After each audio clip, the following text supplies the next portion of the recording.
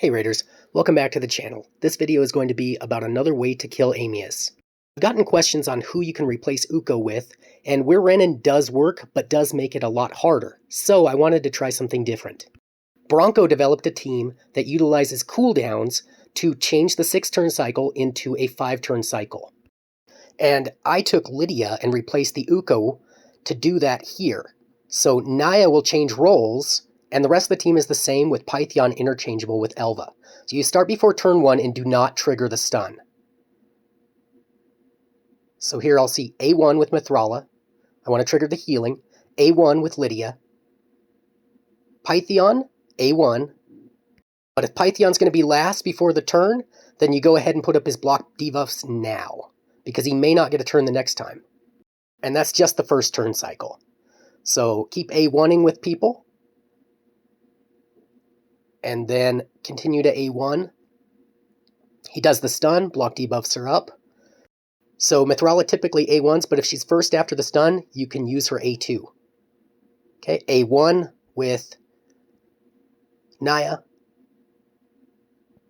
Mithrala was not first, so I'm going to A1 with her.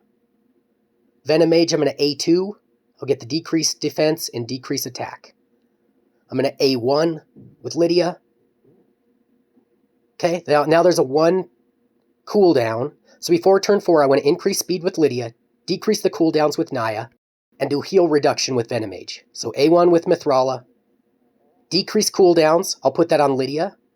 Amius will change forms and loses a turn as long as your cooldown champion does not go last. So then I'm going to put up increased speed and heal reduction. Amius will sleep strip and then AoE. And there it is. Then because you prompted him into this form, his next turn, he's actually going to change forms without doing his A1. So I need to cleanse with Mithrala.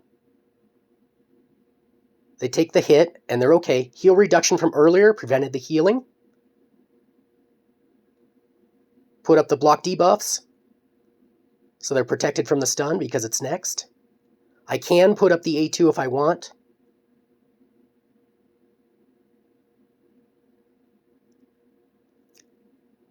Does the stun. If Mithrala did the A2, then Venomage won't put up decreased attack because there's not poison up there. Everyone else is going to A1. So if you have increased defense versus him not having decreased attack, it roughly works out about the same. If you can get both of them, it's better, but increase speed with Lydia now, decrease cooldowns with Naya, and heal reduction because he's on the 1-turn cooldown. Increase speed. Then Naya goes ahead and puts up the decreased cooldowns. Mithrala goes next. That was crucial. If Mithrala didn't go after Naya before and Pythion 2, then he would have changed but not skipped that last turn. The upside to using Lydia is that if you kill him in the wrong form, he gets block revived. But with Lydia, he also changes strengthen to weaken, so you do take more damage on the AoE in the damage form. So now I've sped it up to get through this fight. This is on 10 times. It is a lot cleaner than the method I used with Ukko to change it from a 6-turn cycle to a 5-turn, and you don't deal with all the RNG of how hard is he going to hit with that single target damage. But the run was actually a lot faster, and I'll show the builds after this is done, and you can see I'm going to kill him in the damage form coming up here. And Lydia block revived him, so he didn't respawn at 50%, which was great. So Lydia is a great replacement for Ukko if you change the strategy. You change the turn order like I did here. So let's show some builds. Mithrala, 293 speed. She's in bolster. She has a lot of HP. And she has a lot of accuracy and resistance. So she does a lot of work in this team. You really do want the smite debuff from Mithrala, and there's really no replacement for Mithrala.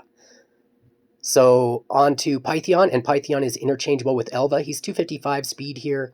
That speed is not quite fast enough to overcome the increased turn meter that Amius has on the first turn from his A1 to, or when he changes on from his heal and reduces cooldowns, or not reduces cooldowns, but reduces turns that gives him the turn meter boost.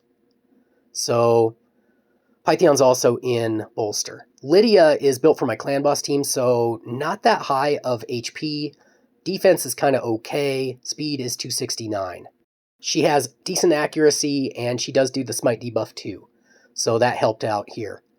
She takes a lot of damage, so Naya is ideal for healing her up with the cooldown heal.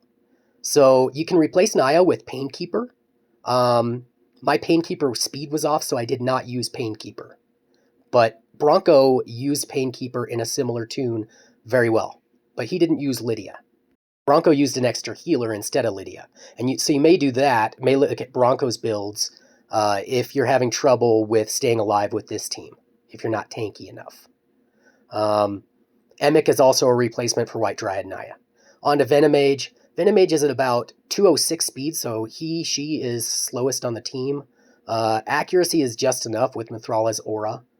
HPs are just under 60,000. Defense is under 2,800, somewhere in there. So she can take some damage. But not too bad in this comp. In the other comp, sometimes he would have some issues. No one can have Cycle of Magic, so here's the masteries. I don't have hardly any on Venomage. I could stand to have more. White Dryad Naya, I actually have no masteries on her. And she does very well tanking without any masteries. On to Lydia. Lydia has full masteries, defensive and offensive, so nothing too special there. On to Pythion. I did have to change up Pythion's because I did have Cycle of Magic, so I run the defense and healing tree on him. Then on to Mithrala. Mithrala, again, defense and accuracy tree. So hope you enjoyed the video, and take care.